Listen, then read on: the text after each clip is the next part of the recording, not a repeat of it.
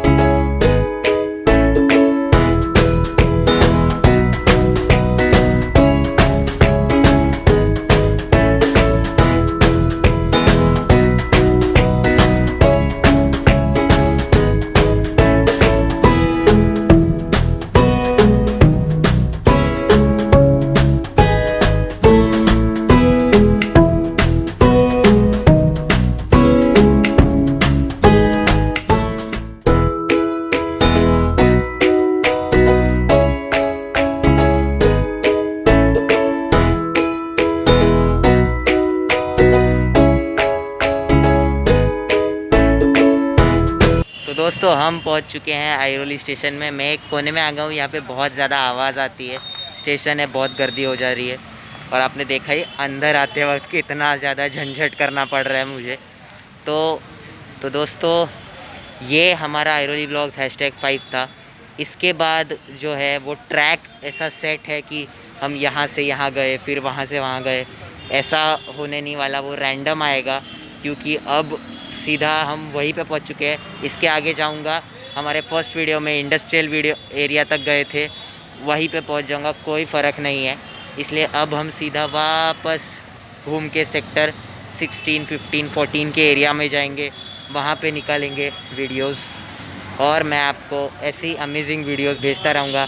Airoli vlogs को ऐसे ही support करते रहिए और चैनल को सब्सक्राइब कर दीजिए, वीडियो को लाइक कर दीजिए, अपने दोस्तों के साथ भी शेयर कर दीजिए।